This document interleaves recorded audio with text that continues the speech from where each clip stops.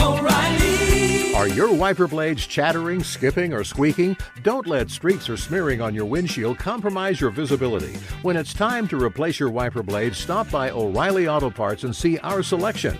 Our professional parts people will even install your new wiper blades while you wait. Stop by O'Reilly Auto Parts today.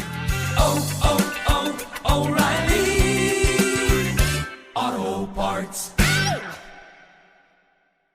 Maui Nui is on a mission to help balance axis deer populations for the good of our environment, communities, and food systems. On the island of Maui, they've shared over 126,000 pounds of nutrient-dense protein with the Maui community. Secure your spot now. Become a snack subscriber and join in helping to build more resilient food and ecosystems on Maui. Visit MauiNuiVenison.com. That's MAUINUI venison.com and use promo code BEAR for 20% off your first order. I'm sure a lot of you guys remember the old ceremonial hunting tradition of eating the heart out of the first animal you kill. Meat from those organs are among the most nutrient-rich foods on the planet. You can get those same benefits your ancestors craved via convenient daily capsules from Heart and Soil. Find out more at heartandsoil.co. And remember, use code MeatEater for 10% off your purchase.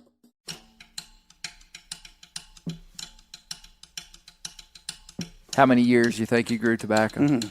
By the time I was big enough to work in a Baccer patch, and that was real little, until 2004 was the last year I growed it. So I probably was 50 years in the Baccer field. Really? Yeah.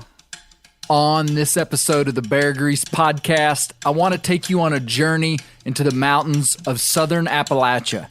It'll be my pleasure to introduce you to the Clarks, a family of farmers, musicians, and bear hunters who are relics of the region's culture. Dr. Daniel Pierce is a professor and author and national authority on Appalachian culture who will give us a guided tour through its fascinating history.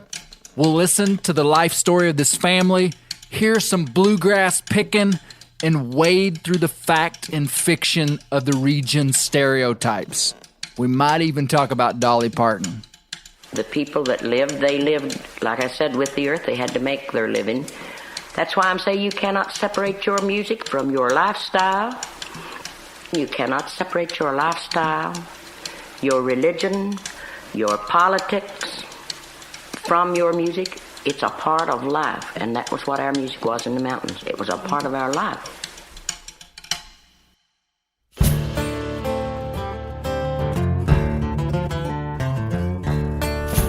My name is Clay Newcomb, and this is the Bear Grease Podcast, where we'll explore things forgotten but relevant, search for insight in unlikely places, and where we'll tell the story of Americans who live their lives close to the land.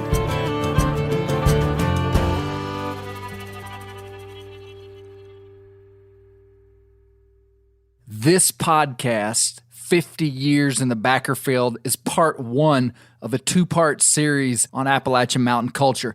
Check back for part two called Moonshine, NASCAR, and Bear Hunting. Also, I want to tell you again that we're going weekly with this podcast.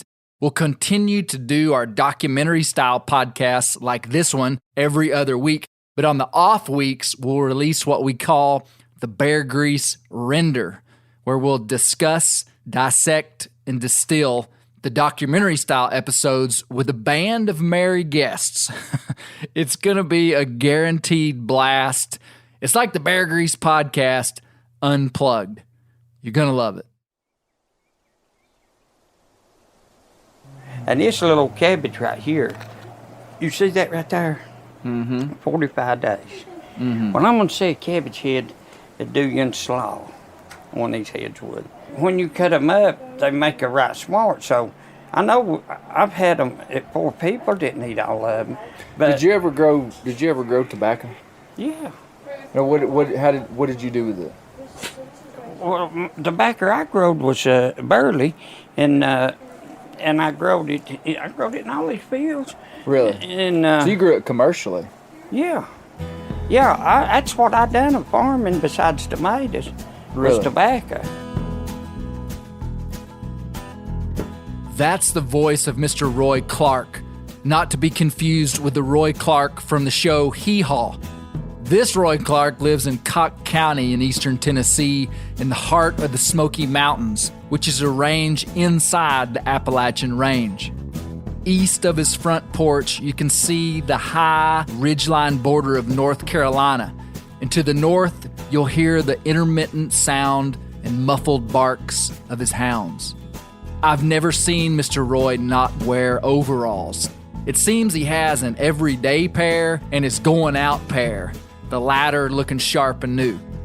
Mr. Roy looks like he could be from Ireland. In his younger years, his hair was red, but now it's a faded shade of gray and white. He's 72 years old, and he's a living relic of times past. And you'll have to take my word for this. He's a bear hunter amongst bear hunters.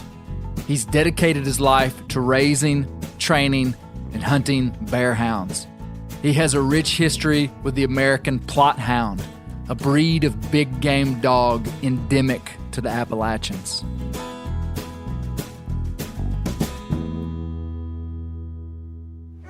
How many dogs have you got out here, Mr. Roy? 13, 14, 15, 16, 17, 18, 19, 20, 21, 22, 23, 24. 24 out here, and I've got some in the barn and stuff. That's a bear dog pack. That's 2 or 3 packs, ain't it? 2 or 3 packs.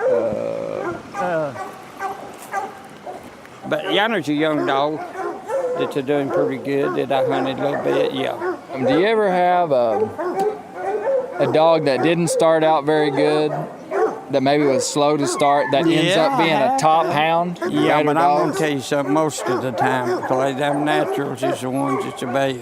Just most time.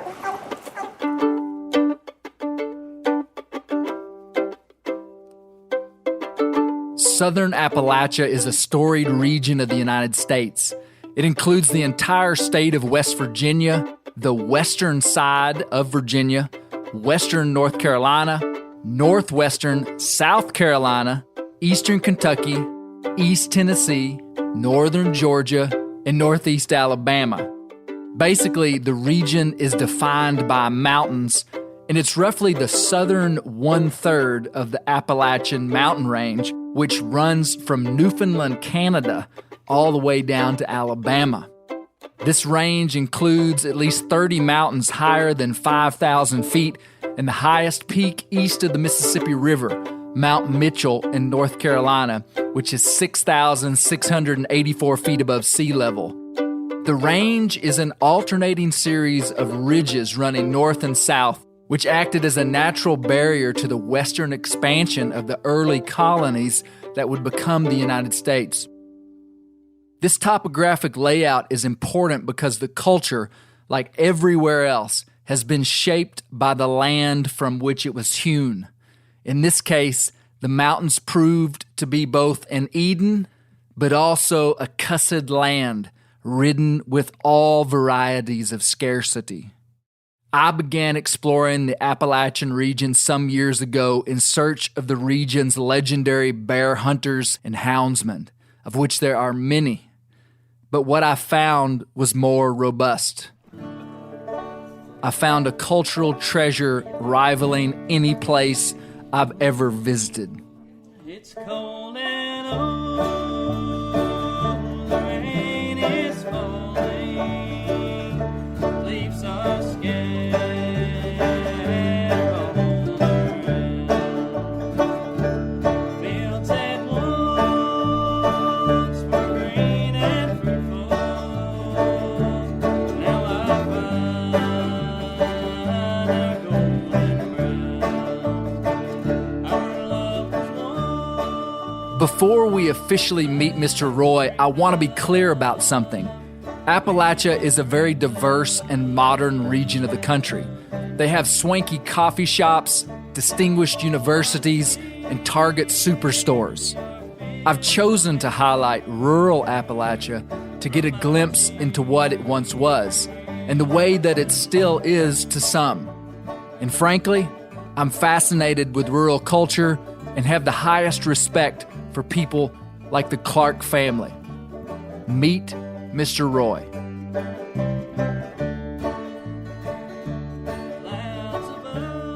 Mr. Roy, what are some of your earliest memories of living back here in East Tennessee?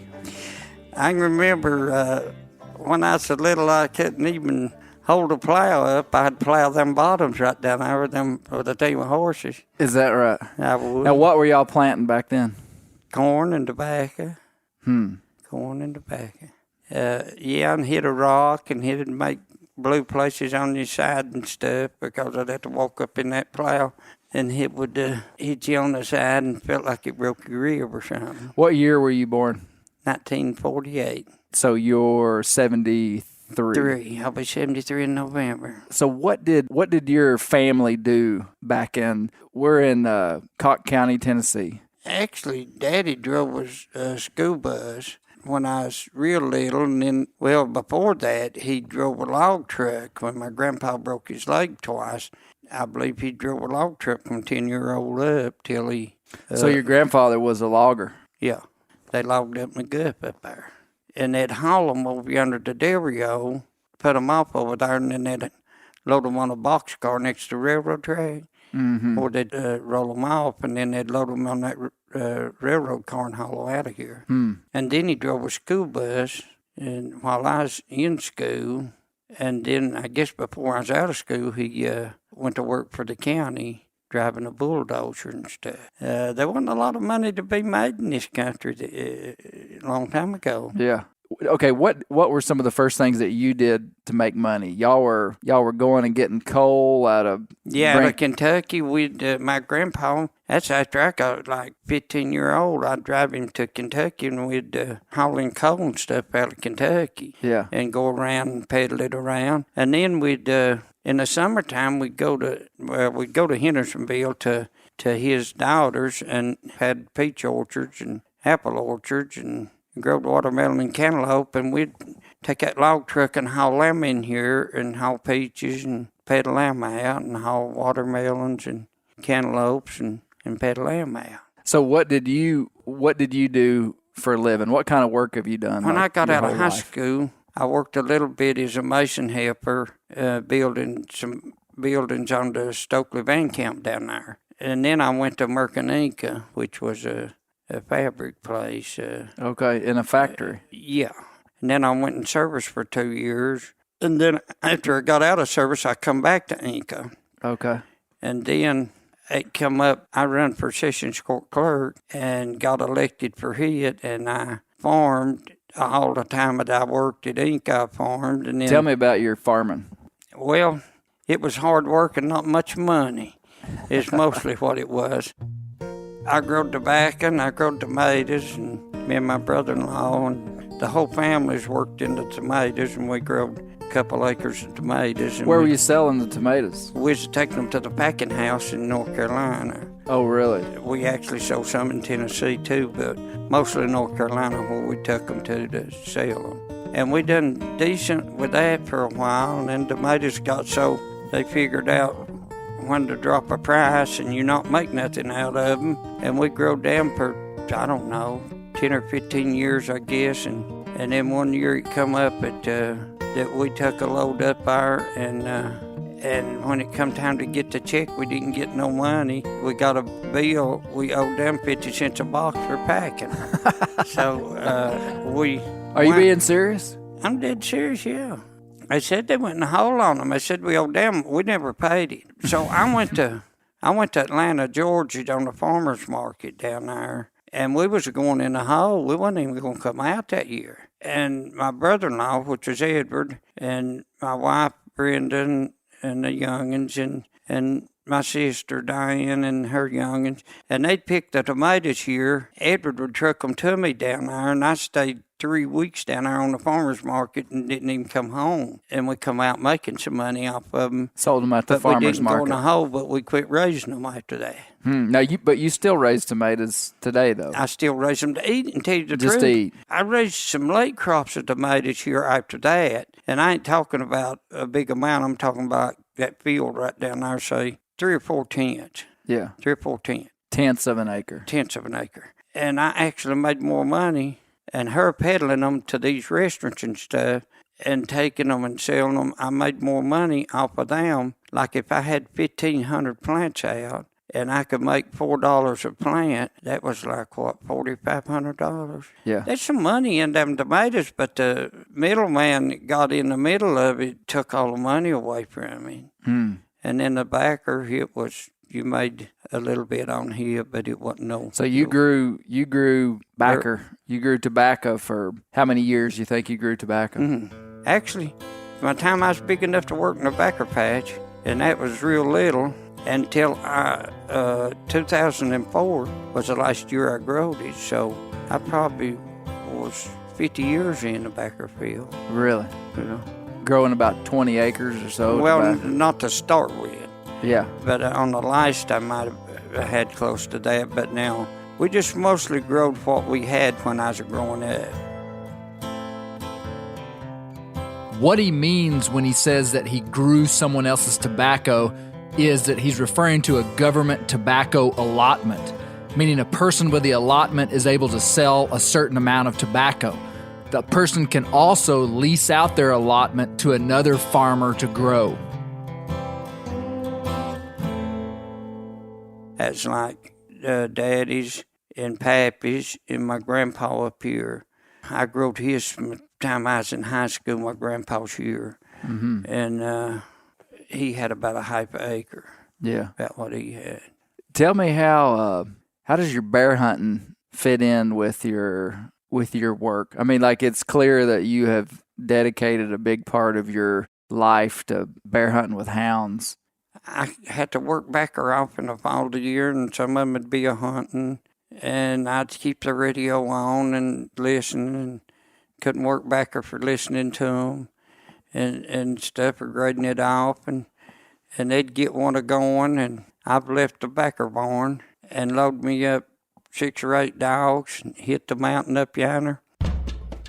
I remember one time I was running one, and I went up there and packed it, and they're still on the other side of the mountain, and I packed the bear and treated it and killed the bear and had it killed when they got to me and stuff. I thought that was pretty good. You were working tobacco. Yeah.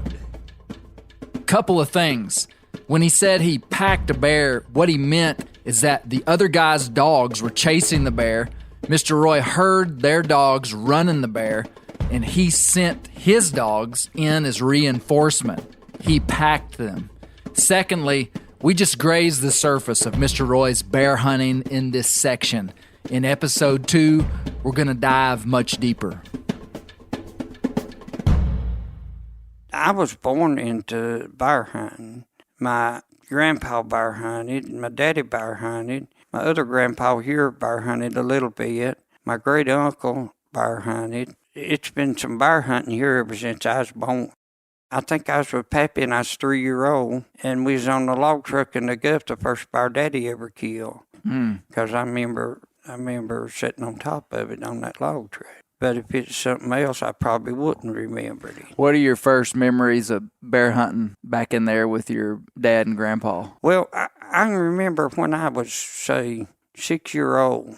If I could wake up of a morning, when Daddy wouldn't get me up, but if I could wake up, a lot of times she'd let me go, miss school and go. But then we would go bear hunting, and we would have to lead dogs through the woods. It got so that I'd have to lead the trail dog out in front of the other dogs. I wasn't big enough to hold him. Well, when I'd go with Daddy out in the woods, and he'd be hunting a track, and if he'd put Rambler and tie him up around a tree, then he'd make me stay with him, and then he'd be trying to see which way it's going, and then he'd holler for me to bring that dog. Well, I knowed when I untied that dog, he was going to drag me down. So I know if I turned him loose, I'd be in trouble too. So I'd just take and get 2 handholds on that ledge drop, and here we'd go, and I'd fall down, and Daddy'd catch me when I got to him. And I know one time Daddy said, "You're going to have to lead the Rambler. We ain't got enough to lead the dogs." And I told Pappy, I said, my grandpa, I said, "I ain't wanting to lead no dog." And he said, "You'll have to go with him, son." And I said, "Well, I'll tell you one thing. I may go this time, but the next time I go bear hunting, I'll be big enough to tell him so I ain't leading her dog for." Because, son, he'd scare me to death. They had to get that dog. And they had this bear over here that they had bought, and Uncle Bernie bought it in Florida, I guess, and they brought it back here. And they had it over there. Well, I don't know, about 3-year-old then, 3 or 4. And they had food with that bear and food with it with dogs and stuff. Well, I was afraid of it, so I didn't want near it. And Daddy'd get me and set me up on top of it, and you talk about wanting off somebody. So they had a bear. They had a live bear. A live bear. And I wanted off that sucker, buddy. I didn't want it. That's about like Grandpa was. He'd treat him in the barn. There's no barn down here. Every time he'd get loose, he'd put him up in the tier poles down there. How common was it for bear hunters back then to have a live bear? Well, I never did hear of another bear except after I got acquainted with Hort Dillingham up yonder, and he said that his daddy had one at a store up there, and that was, years ago too. What about camping and hunting back in the Gulf with them, with your dad and Grandpa? Yeah, we'd actually load everything we had on a log truck, and you put your dogs and your food and your tarpaulin and everything on it, and go to the Gulf, and then we'd sleep in the back of that truck and put some hay down and stuff to sleep on, and take a tarpaulin and cover over the back of it and let it come over the side and cook beside it and hunt like that. And when we had them old Jeeps, and we'd hunt out them Jeeps and stuff. Roy, how would you describe Appalachian Mountain culture? I describe it in a way that there's no better way to grow up or have your youngins or your grandyoungins to grow up in Appalachian culture than I believe that's the best they are. Now, making money, that ain't the best they are. But having your family and being close to your family and having good values come to them, I think you can't beat it. And actually the disaster stuff, like tornadoes and, well, even flooding and stuff like that. And the tornadoes and stuff, I've never seen one here in my whole life. Yeah. And I just think that's good, because down through yonder in some of that flat country, they have to worry about it every time it comes to storm. Yeah, I wouldn't like to live like that. Like I say, if you want to make money, you better go somewhere else besides here. But I don't think it making money, and if you can make it, is all they are to life. I want to step back a generation and introduce you to Mr. Britt Davis, who is Mr. Roy's father-in-law. It was a great pleasure to briefly speak with him. I was taken aback by his story, but mainly how it seemed to him to be so common. Mr. Britt, how old are you? If I live till the 2nd day of June, I'll be 90. 90. What year were you born? 31. 1931. So you grew up, were you born in this holler? Yeah, right up the road there, about 2 miles. Now, what kind of work did you do your whole life? Well, I farmed some, I logged some, and I worked about a year on this interstate down here, and then I went to work for the county road department, and stayed there till I retired. Have you traveled much out of Appalachia? No. You've stayed right here. I went to Texas one time whenever Roy was in the Army out there, and that's the only trip I ever made. Really? I lived on up in the Gulf up there. Well, I'd say we was up there about 4 or 5 years till my daddy got killed up there, and I enjoyed that up there a lot. How did your father get killed? With a log. The log rolled over him. Really? How old were you? I was about 12 years old.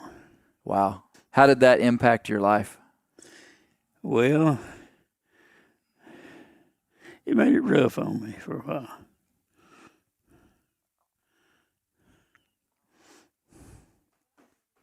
Yeah. Yeah, we was up there about the time they started logging it, but he got killed and we left out a long time before they got done. So did you have to were you the oldest son? I was the only son. So you kind of had to take care of your family? Yeah. Really? So was that a lot of responsibility for you then? Yeah, we moved back home up here, and my grandparents helped me with it, and I raised a crop of tobacco and bought the place where I live. How old were you? I'd say I was about 13 then. Really? So you raised a crop of tobacco when you were 13? Yeah. And bought a piece of property? Yeah. Wow. And that's the property that we went to earlier today up at the head of this holler? Just go up where I live? Yeah. Yeah. So you bought that place when you were 13? Yeah. I'll be darned. And so you've lived there your whole life then? Yeah. Whole life. What are your earliest memories, Mr. Brett? Oh, law, I can remember things back then better than I can now, really.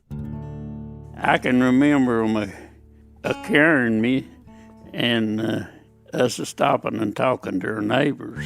That was before we moved to the Gulf. So that in the 1930s, did your family have a car? They had an automobile? No. No. How did you get around? We just walked. Walked. You didn't. Everything you needed, you could walk to get.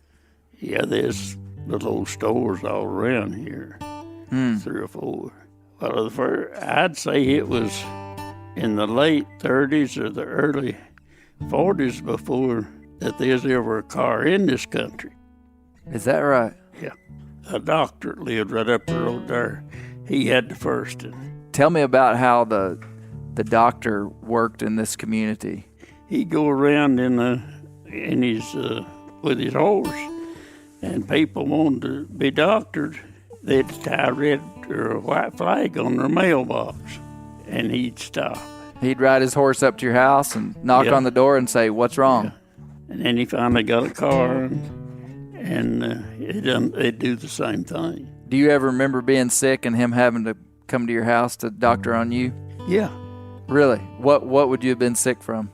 Maybe the strep throat or something like that. And he'd come give you some penicillin maybe or something? And that's what he doctored with, was penicillin. Penicillin.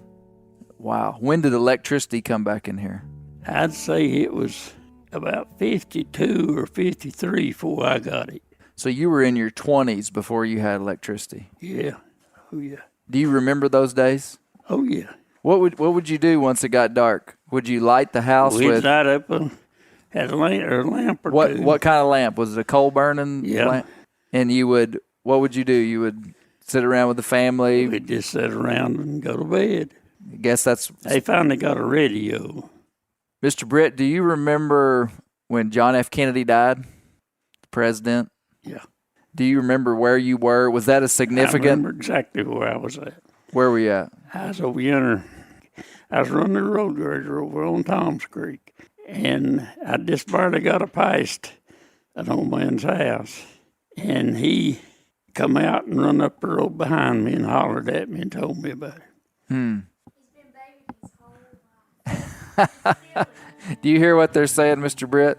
I didn't hear They're Breeze. saying because you were the only child, you've been spoiled your whole life. Do you agree with that? I wouldn't hardly say that. Wow, what a story. Back to Mr. Roy. I asked Mr. Roy what he thought about moonshine in the mountains. This is what he said. And remember, in part 2, we're going to explore this much more. My daddy and grandpa and uncle and some of their close friends and stuff probably turned me against drinking and stuff because they stayed drunk all the time. So you don't drink? No, I ain't never drunk. I know we'd go get them peaches, and we went and got a load one time, and the peaches was overripe, and they was too soft. We didn't get to sell many of them, but we had probably 125 or 30 bushel on the truck. So they made us help seed the peaches. And they put them in barrels and they made liquor out of them peaches.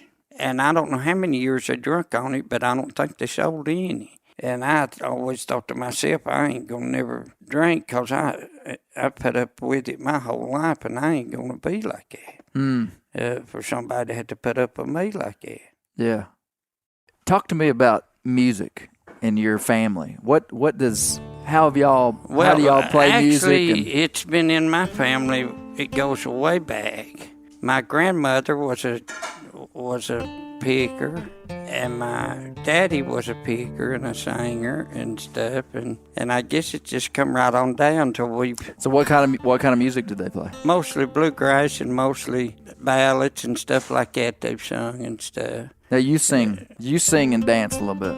A little bit, yeah. I don't know. Maybe if we can get them all lined up here after a while, we'll jar the side of this hill a little bit. Sounds good to me. While visiting the Clarks, I wasn't shy about asking them if they'd play some music for me. They obliged. I hope you'll join me in recognizing the uniqueness of a legendary bear hunter, Mr. Roy, singing a song about bear hunting. This is Old Slewfoot.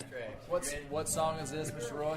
Bear tracks. Bear tracks. What's this song about? It's about a bear and me after it.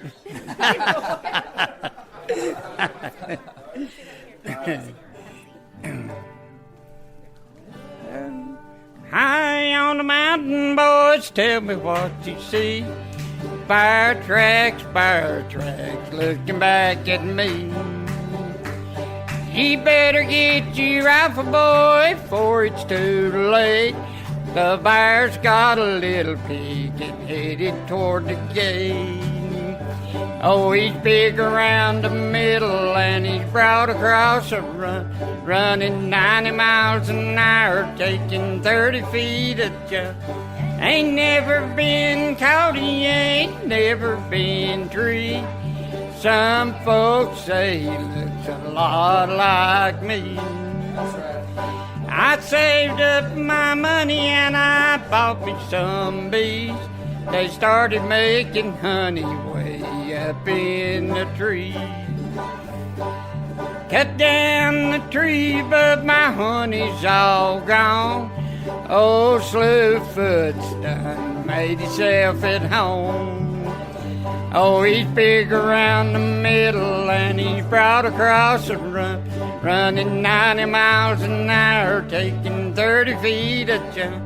Ain't never been caught, he ain't never been treed. Some folks say he looks a lot like me. Well, winter's coming on and it's 20 below. The river froze over, so where can he go? We chase him up the gullies and we run him in the well. We shoot him in the bottom just to listen to him yell. Oh, he's big around the middle and he's broad across the run, running 90 miles an hour, taking 30 feet a jump. Ain't never been caught, he ain't never been treed.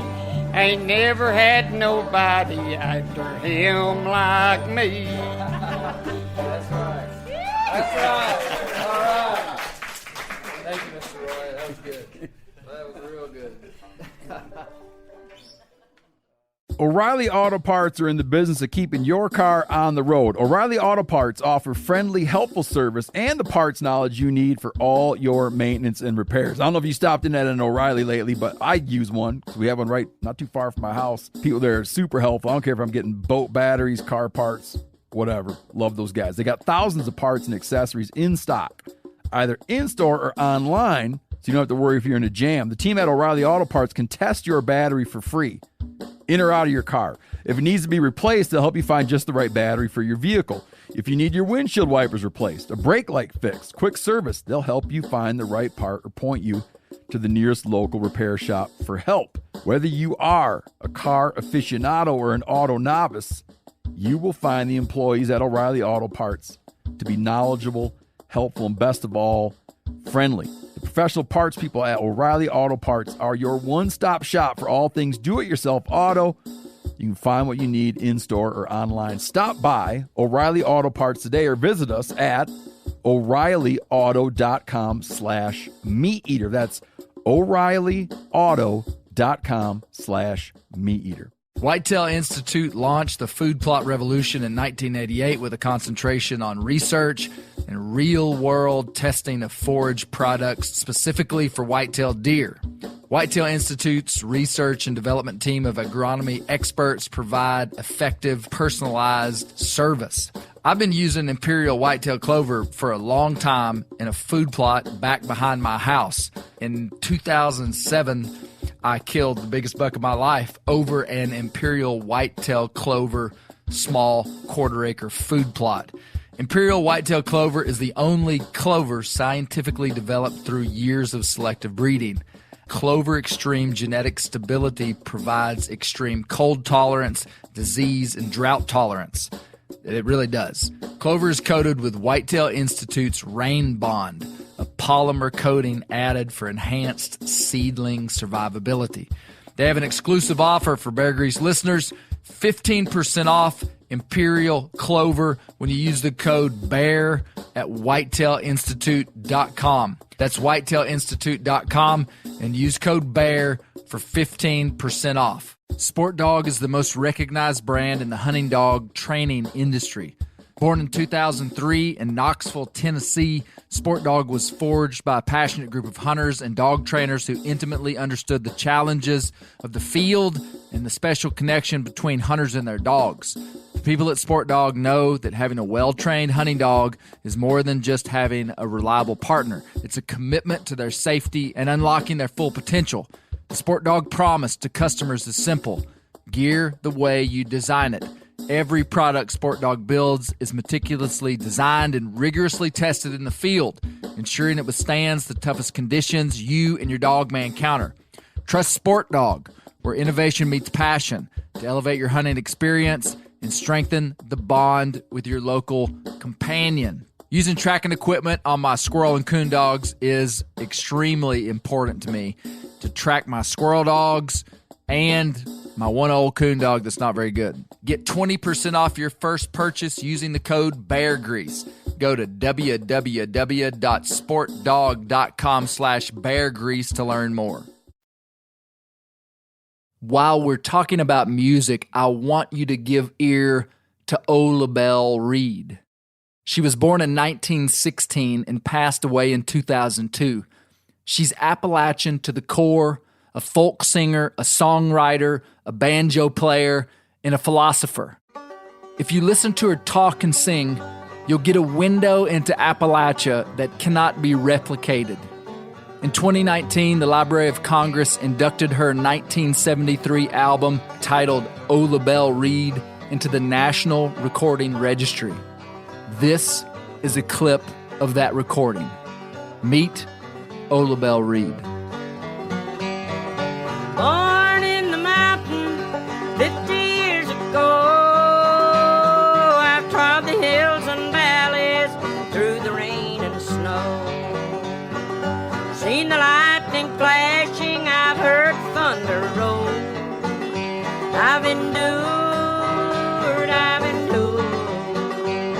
How long can one endure? I've been asked many times to describe my life in the mountains. And there's one point that I specifically like to make and want to make is that I don't believe there would be any way in the world that you could possibly describe it.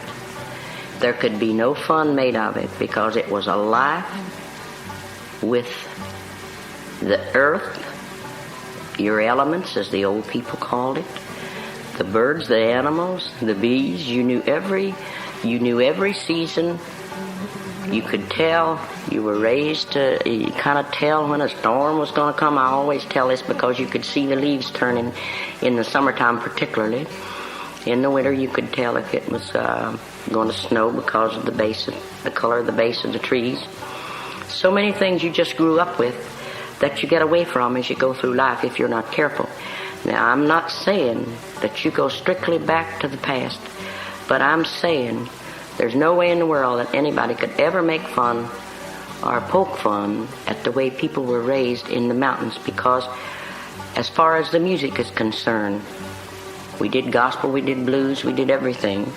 I did not play what you would call, I guess, professionally. I don't know. The word never just quite suited me, but anyway, there had to be every nationality in the mountains at one time for them to know each other's ways of life.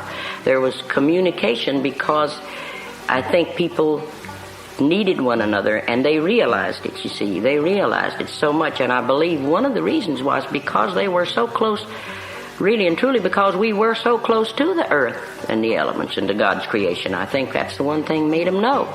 I think that all, and your music and everything, comes through communication with people. And the people that lived, they lived, like I said, with the earth. They had to make their living.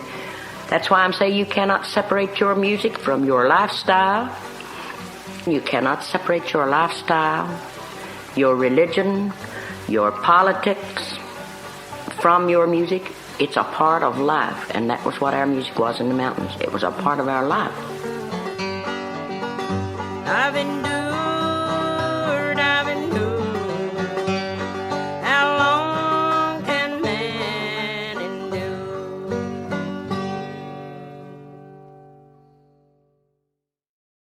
Dr. Dan Pierce of the University of North Carolina, Asheville, is my new friend.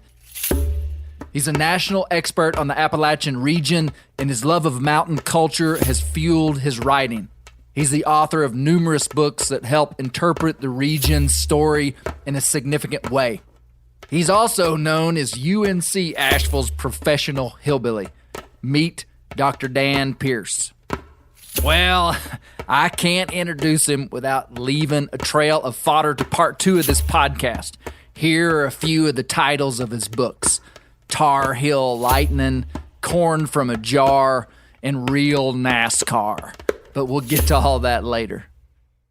So, Dr. Pierce, all the regions of America have been influenced by immigration for the most part.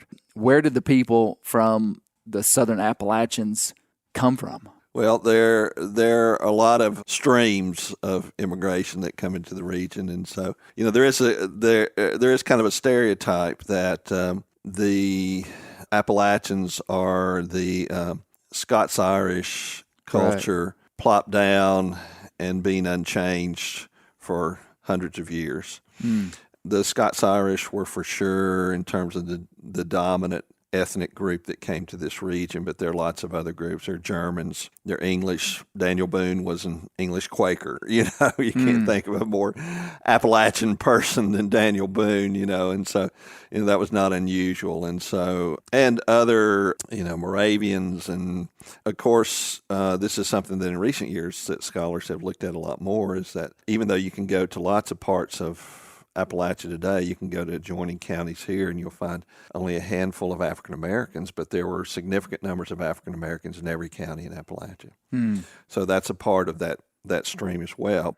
But again, the dominant group were the Scots-Irish. And now, would we be in the Southern Appalachians here in North Carolina? Yeah, that's the way you would describe it. Yeah, in Western from really northeast Alabama, North Georgia, through East Tennessee, Western North Carolina, western tip of Virginia, West Virginia, and eastern Kentucky. Be the Southern Appalachians. That's the Southern Appalachians. So the Scots-Irish people would be a dominant feature of this region, or at one time would have been.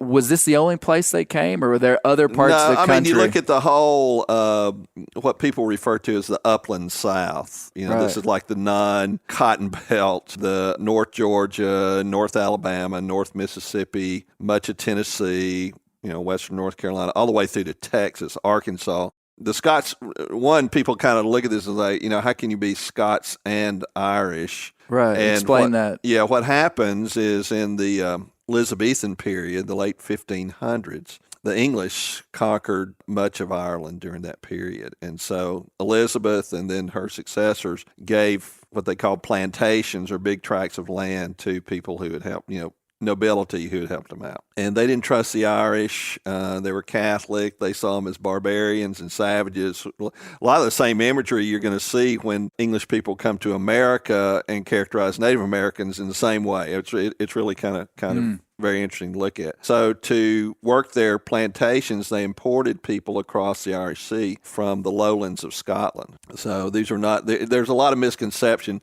in parts of the southern Appalachian region that they think they're the bagpipes and the plaids and stuff. These were not those Scots. Those are Highlanders. These are lowland Scots. And so they come over to Northern Ireland and they work these plantations, and they're pretty successful. They're raising sheep. They're raising linen. They're there for 100 years or a little more. But then the economy changes. Things get pretty bad. Rents go up dramatically. Wool market declines, and America is opening up at that point. And so you see really hundreds of thousands of people in Ulster, Northern Ireland, Protestants for the most part, the Scots-Irish, begin to make the trip across the Atlantic Ocean.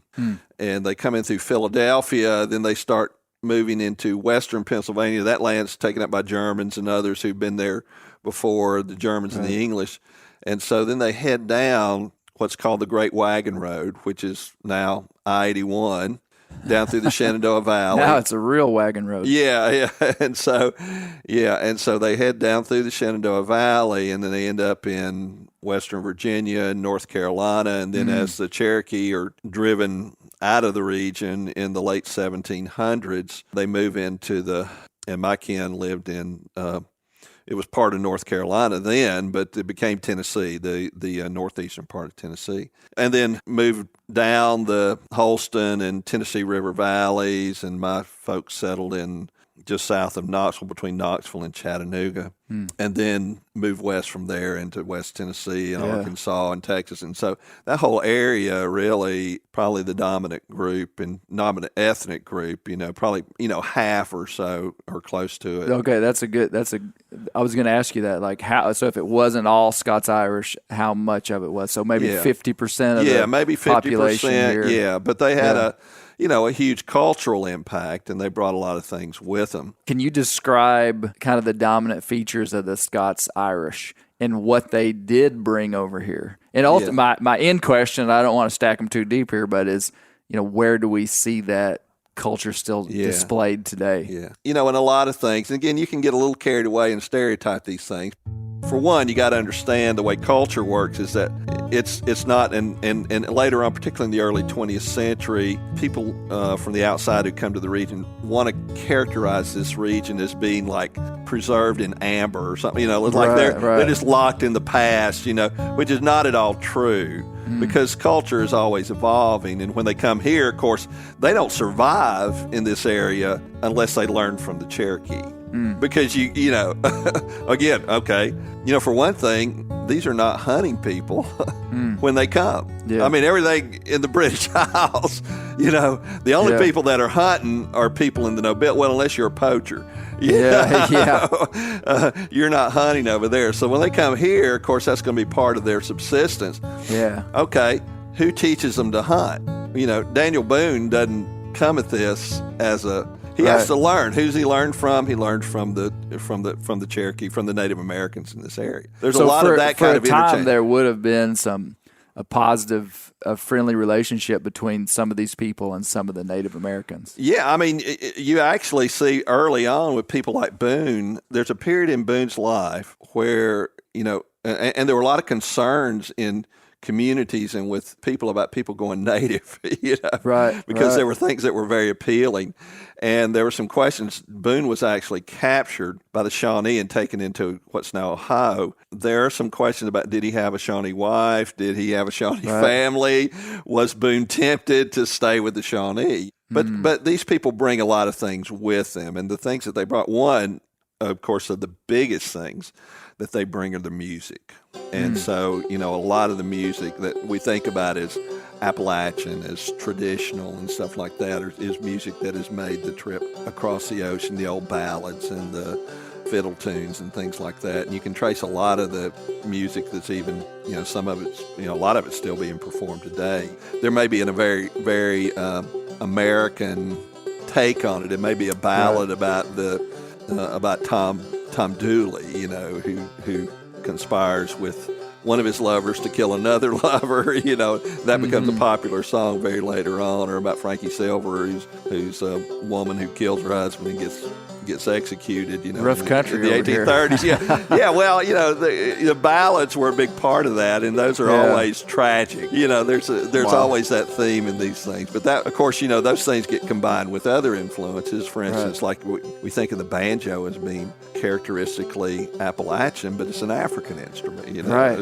So that's where that comes from. So again, it gets combined with all these other things. But their culture of music, just families that played music, and the social aspects of gathering everybody up and playing music, that's legit. I mean, that is a real part of Appalachian culture. Yeah, you get these influences that are coming over, and again, you throw other influences in, but it really, is shaped by, in the 1800s in particular, by what I call front porch culture. And so you get music that's suitable for a front porch, or folk tales, or dancing. That type of thing, is largely influenced by what the Scots-Irish bring. And this is reinforced by the area, but they're bringing with them, and again, you can get real carried away with stereotypes. Jim Webb, who was a senator from Virginia, he wrote a book on the Scots-Irish called Born Fighting, and so you can get carried away, but there is that independent streak of, you're not going to tell me what to do. And that's really reinforced because people are living, the way that the region is settled is very different than, say, like eastern Pennsylvania, where people tend to live in communities, but people are living in kind of scattered. I mean, and it's partly geography, that people are living in scattered, so there's not a lot of bottom land. So what I'm hearing you say is the geographic features of it. Like, we're in some pretty rough country here, a lot of topography, a lot of elevation change, and just steep mountains and stuff. So there just wasn't a big flat spot for a big city to be having. It was like some family was down in this hollow, and another family was over here. And I mean, you had communities, but that reinforced kind of isolation, independence. Yeah, it works together. The culture they're bringing with them, with the topography, really kind of does reinforce that sense of rugged, or some people would call it cussed independence that, I think is still much there. And I think, again, it's a kind of that combination of culture and geography. And another thing that, is very much part of that is making liquor. Liquor. There, we've said it. To understand the impacts and the real story of how moonshine has attached itself to this region, you'll have to listen to part 2 of this series. We're saving it. I mean, a lot of these people, when they came, one, they brought in their head the knowledge of how to make whiskey. And in many cases, they brought a still with them. Really? And so this is an important part. You look at how people lived in this region for a long time, and there's still a few. It was primarily subsistence. There, and again, you throw in other influence because they're not bringing their culture and plopping it down. But for instance, the grain that they're going to grow is not barley or wheat, or it's going to be corn. Which they learned when they got here. From the Native Americans, and so. But they're raising most of their food, and then they're also, one of the things they bring with them, although there are a number of them already here that the Spanish brought, are hogs. And hogs are incredibly important. And some people refer to this as a hog and hominy economy, because it's corn. The staples are corn and pork. Dr. Pierce, how has this culture been stigmatized in a negative way nationally? That's my number one question. Number 2 question is, how have we glorified it in maybe ways that it didn't deserve? Yeah, and actually those stereotypes cut both ways. It's really, it's really interesting. But you see in the late Appalachia enters a period, prior to the Civil War, the Southern Appalachian region was a pretty good poor man's country. You could subsist pretty well. But in the aftermath of the war, a lot of things changed. One of the devastation of the war itself, and people don't think about Appalachian the war, but there was really an internal war going on here. And then, so many men were lost because so many men were either volunteered or were conscripted into both armies. There are significant numbers of people in the Southern Appalachian region that are fighting for the Union. And there's community warfare, between, kind of armed militias during this time. And so there's that. And then what they called impressment, where particularly the Confederate Army would come in and say, okay, I need your hogs, and they would write you out a receipt and say, okay, go to the county seat and you can get compensated in Confederate money, for this, But again, you can't replace your hogs or your horses or your mule or anything like that they're taking in that. So the war itself, but then after the war, you get a number of things that happen. One is that population grows, and so many, and people had pretty sizable 150, 200 acre farms before the war. They have families of like 10 kids or more. And so when you die, you divide that up. It doesn't take many generations to where you've got a farm that's really not able to support a family. And so, and what do you do? Well, increasingly, there's a lot of land around here. There's not a whole lot of good flat riverine farmland, So you start farming on land you shouldn't farm, and of course it exhausts very quickly. It erodes. And so it's just increasingly hard. And then other things, you get the changing of the fence laws for a variety of reasons, where now you have to keep your animals penned up. You can't free range anymore.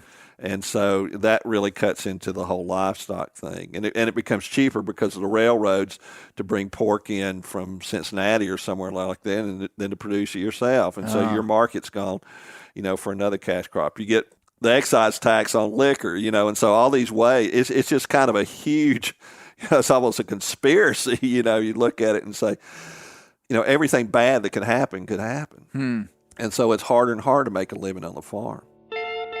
And so, poverty and, of course, education becomes less of a priority in an environment like that. And this is a time when you get people coming into the region and, quote, discovering Appalachia and kind of defining Appalachia as this kind of different, unique kind of place. And so you get a lot of these what are called local color writers who come in and they write these stories, and a lot of the stereotypes.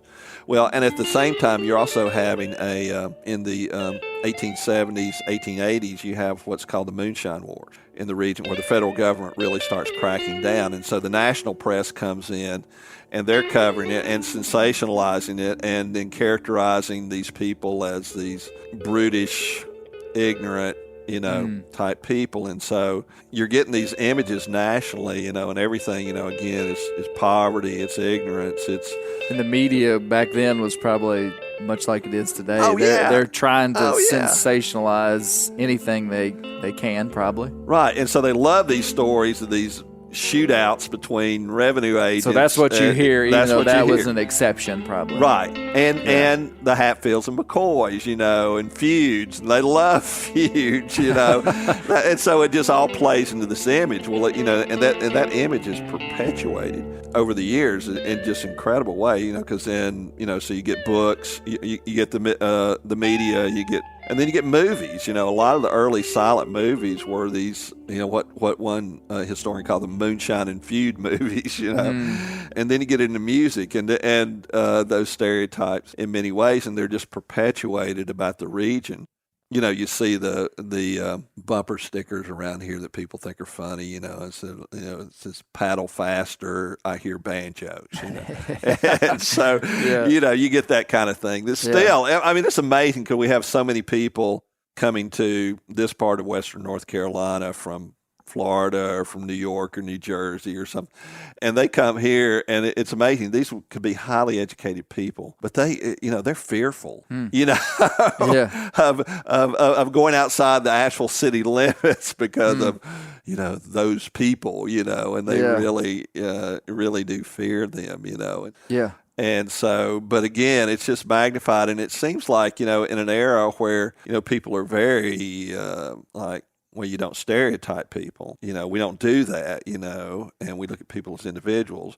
But the one group that seems to be fair game, I mean, all you have to do is turn on the cable TV, Yeah. It seems like it's people from Arkansas and Yep. people We're right in people the from the bunch. Ozarks, people from the Southern Appalachian region. Yeah. And so that's fair game still. And so, again, you get into all these bizarre stereotypes. It seems like what I'm hearing you say is that poverty was the driver Yeah. for most of this. Yeah. That's interesting. Yeah, and of capturing the region at a certain moment, when they were Yeah. in abject poverty, and then Yeah. and then extending that, for time immemorial, If we're talking about poverty, if you think about like kind of the legs were taken out economically Yeah. of this group of people, and if they had been in a place that had massive river systems for transport or had incredible cropland or had some incredible natural resource that could have stimulated their economy, the whole culture would have been different. But like these mountains are so rough and rugged and hard to live in that when the way they originally started living was taken out, poverty came in. Like again, I'm just thinking about how the natural landscape affects different places, because if this had been a port area, if there had been an ocean here, like they would have, but this is inland. This is a kind of an isolated, again, thinking about how the landscape affects these cultures. But well, it does, and you can get carried away on exaggerating isolation, because because there were most people, coming I in mean, and out. particularly by the late 19th century, people are generally not too far from a railhead. Yeah, and they're, the thing that amazes people is that people, because you look at it now and you see all these forests and everything, but again, I mean, this whole region was clear cut. Right, so this wasn't And some there were big railroads wilderness. up into every cove and hollow in the region. Yeah. But then a lot of it, the federal government came in, the Forest Service bought it up, and then you got national parks and stuff like that. And so, a lot of it's now reforested, Different than it was as well. So, but isolation is there. Again, it limits your opportunity. So again, you face that. How do I live? And so you're either pretty crafty or you live at a very low level, or you leave. I tell you what, Dolly Parton is like fascinating to me. I mean, we grew up, listening to some of her stuff, but when you come here into Appalachia, especially pretty close to Pigeon Forge and Sevierville, there's just something that the world just loves about this lady that was really a true Appalachian, had a very maybe common Appalachian upbringing, just, one-room log cabin, poor, and coming out of that. Her influence in this region is notable. Yeah. What I mean by Dolly's influence is notable is the sheer number of billboards and images of Dolly that you see here. Much of it is fueled by the Dolly Parton theme park called Dollywood. I wish they would sponsor this podcast so all the Meat Eater folks could get tickets. I digress. And I think, Dolly's obviously exceptional, but I think she illustrates a lot of things that are important to the region. One, I think, because of that whole stereotype about ignorant hillbillies, that I think Dolly illustrates there, and the deeper you look, you see, poverty has a huge impact on this, but you have so many people who have come out of this region who are, just incredibly creative, intelligent. Entrepreneurs, just creators, and, that are shaped by their experience in this region. And Dolly is obviously, you underestimate Dolly Parton at your peril. But at the same time, Dolly has very effectively done something that a lot of Appalachian people have done. And so stereotypes can be damaging, but in some ways they can be beneficial. And if you're smart and you know how to use it, you make a lot of money off the Appalachian stereotypes. And Dolly has made a lot of it. She plays the innocent, hillbilly, naive country girl card. But yeah, you don't have to look very deep to see that she is a genius in a lot of ways. Oh, yeah. There's a friend of mine named Wayne Caldwell's a novelist, and he wrote a book called Requiem by Fire, which is about a community in the Smokies. When they created the national park, they remove people. Right. And these people go to a neighboring community, and they got a bunch of stuff from their barn, and so they buy an old gas station, and they kind of put the stuff out, and make some souvenirs and stuff like that for the tourists. And so, one day they're sitting in their store. They, the business hadn't been too good since they first started out, and somebody comes in, and one of the women's kind of playing around. She finds an old bonnet, which was her grandmother's. So she puts that on, and then somebody comes in the store, and it's like, oh man, these are real, hillbillies or whatever, and then the guys start, well, we're going to play into that. So they start wearing overalls, and carving, little G-haul whammy diddles or whatever, that kind of play into the stereo. And so, it's basically the idea that, okay, you're going to have this stereotype of me, and so I'm going to play into that stereotype and sell it back to you. Yeah. And so that's what Dolly is doing in many ways. She's selling that stereotype in many ways, and it's very effective. And I have to admit that I, being in academia, and I kind of play to the stereotype. Sometimes I'll never forget the look on the face of a chancellor and most of the administrators when I was on this committee, and we were talking about something. I don't remember what it was, but. And a very serious kind of thing. And so I go, and I kind of had a different view than they did. And I said, well, let me throw this skunk into the middle of the table. And they kind of looked at me like, who are you? Well, they got their attention,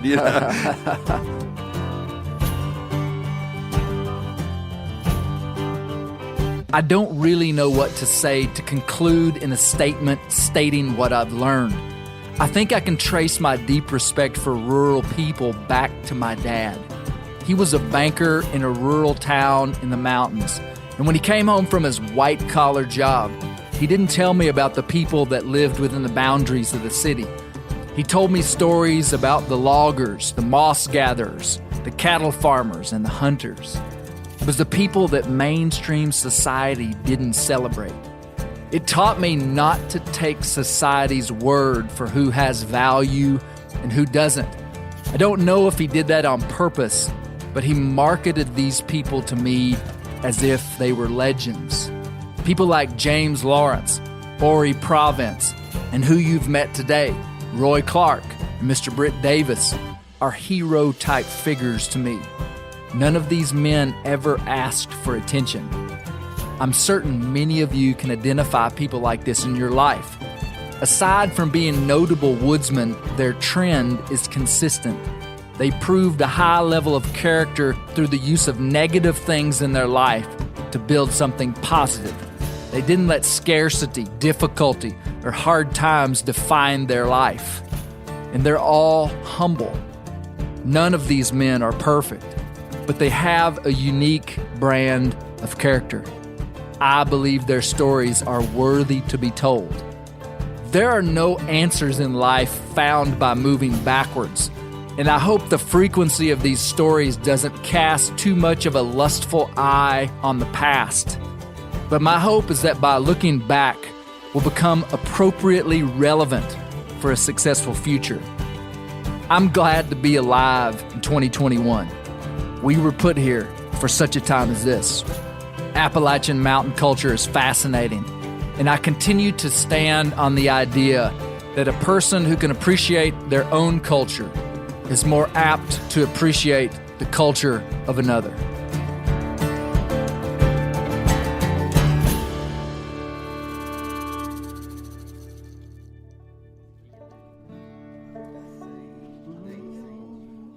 It's cold and old, the rain is falling, leaves are scattered all around.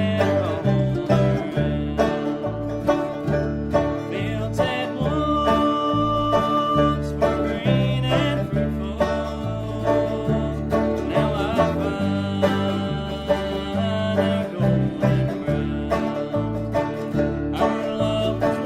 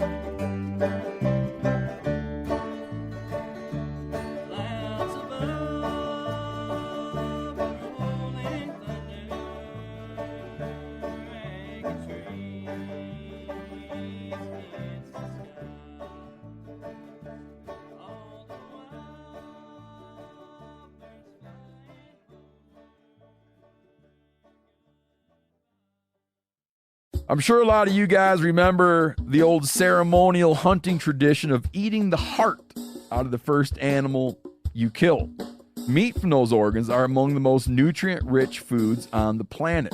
You can get those same benefits your ancestors craved via convenient daily capsules from Heart and Soil. Find out more at heartandsoil.co. And remember, use code MeatEater for 10% off your purchase. Sport Dog is the most recognized brand in the hunting dog training industry. The Sport Dog promise to customers is simple: gear the way you design it. Every product Sport Dog builds is meticulously designed and rigorously tested in the field, ensuring it withstands the toughest conditions you and your dog may encounter. Using tracking equipment on my squirrel and coon dogs is extremely important to me. Get 20% off your first purchase using the code BEARGREASE. Go to www.sportdog.com/beargrease to learn more.